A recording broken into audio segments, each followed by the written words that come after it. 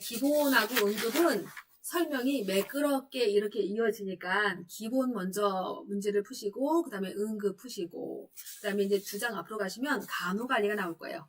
간호관리 문제는 2문제 정도, 2문제에서 3문항 정도 나올 수 있어요.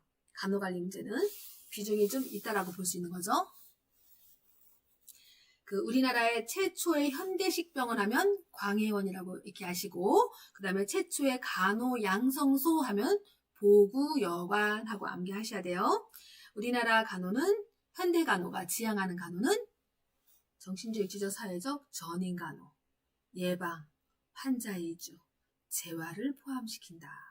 현대간호가 지향하는 간호 4가지. 요거 이렇게 알고 있어야 되겠고, 환자와의 관계에서 환자가 진단명을 물어본다. 어떻게 하겠느냐. 진단은 누가 내리는 거예요? 의사 선생님 내리는 거예요. 근데 1번 간호사에게 보고한다. 2번 의사에게 보고한다 하면 답은 간호사에게 보고한다고 해서 순서가 있으니까. 근데 이제 간호사가 안 나왔어요. 1번 의사에게 보고한다. 2번 내가 알아서 설명한다 하면 의사에게 보고한다가 정답이 되는 거죠. 상하체계. 간호조무사의 상사는 간호사, 간호사의 상사는 의사, 진단, 치료, 진료 이거는 의사의 권한. 상하체계를 물어보는 질문이었어요. 의문하는 일이 있다, 보고할 일이 있다, 질문이 있다, 뭐 이럴 때는 상하체계를 통해서 전달되는 거예요. 말기암 환자가 자기 진단명을 물어본다. 어떻게 하겠느냐. 내가 아는 대로 최대한 자세하게 설명을 친절하게 설명한다. 말이 너무 이쁘죠. 하지만 이건 정답이 아니에요. 말기암 환자가 자기의 진단명을 물어볼 때는 계획된 지시대로 따른다가 정답이 돼요. 계획된 지시대로 따른다. 안내해 주기로 했으면 안내해 주는 거고, 비밀리에 하기로 했으면 비밀을 지키셔야 되는 거예요. 우리는 계획된 지시대로 충실히 따른다가 정답이 돼요.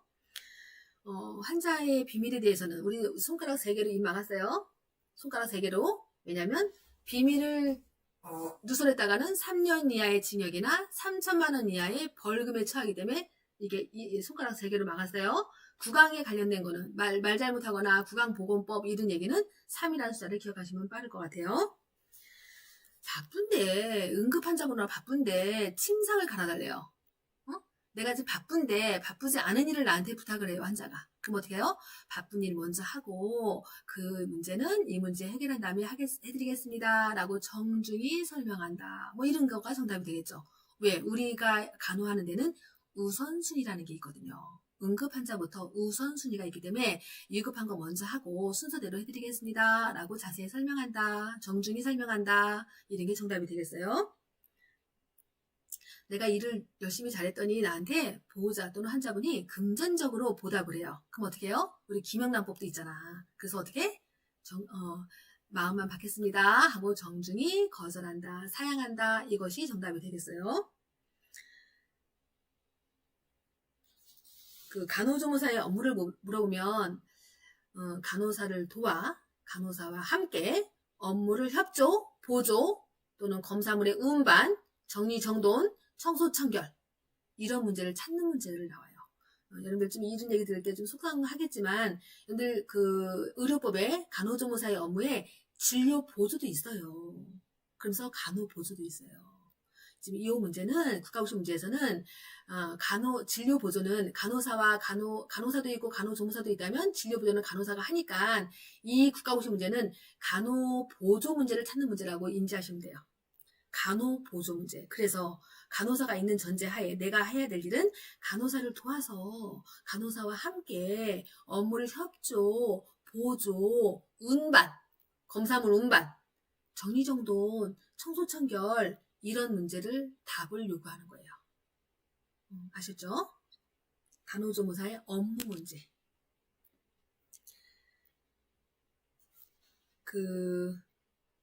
우리가 이제 업무를 보다가 잠깐 부주의했다. 잠깐 뭐 이렇게 돌린 상태에서 환자가 낙상했다. 사고가 났다. 뭐 내가 빨리 보고하지 않아서 그 환자가 합병증 부작용이 커졌다. 뭐 이런 문제. 이거는 주의 의무 태만죄가 성립이 돼요. 주의 의무 태만죄가 성립이 돼요.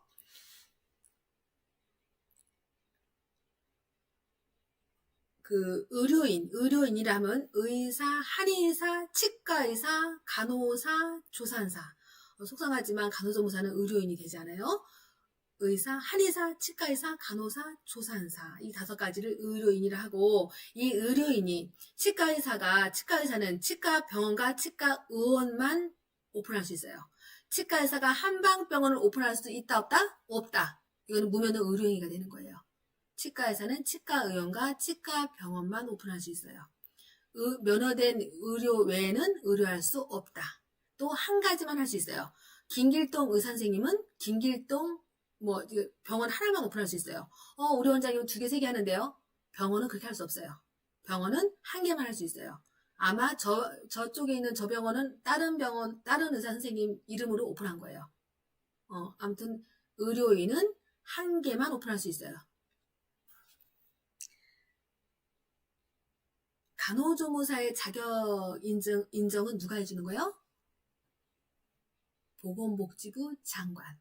그래서 보건복지부 장관이 간호조무사, 의사, 간호사 다 자격증, 면허증 주거든요. 보건복지부 장관이. 그래서 이 간호조무사, 간호사, 의사의 공통된 거는 3년마다 신고제도 있어요.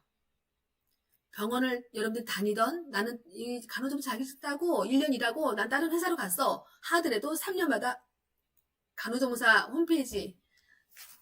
협회 홈페이지에 가셔서 3년마다 신고제도 나는 다른 회사 다녀요.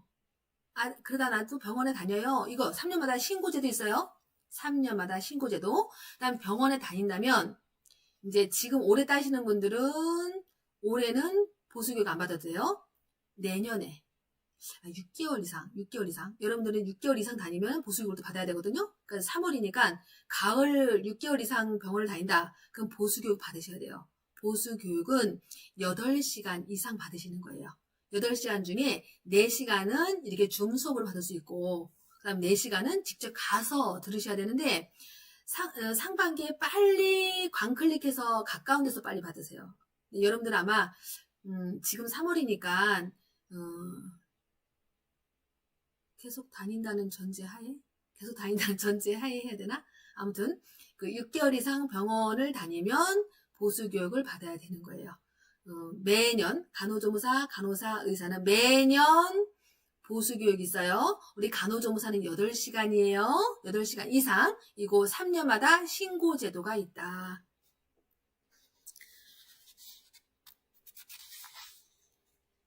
자, 간호간병 통합서비스. 보호자 없는 병동 만들기 많이 들으셨죠? 여기는 간병인 문제가 심각해요.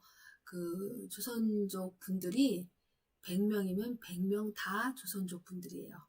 한국 분들이 없어요. 그래서 컨트롤이 안 돼서 병원 운영상에 큰 문제가 되어서 이렇게는 운영이 너무 힘들다.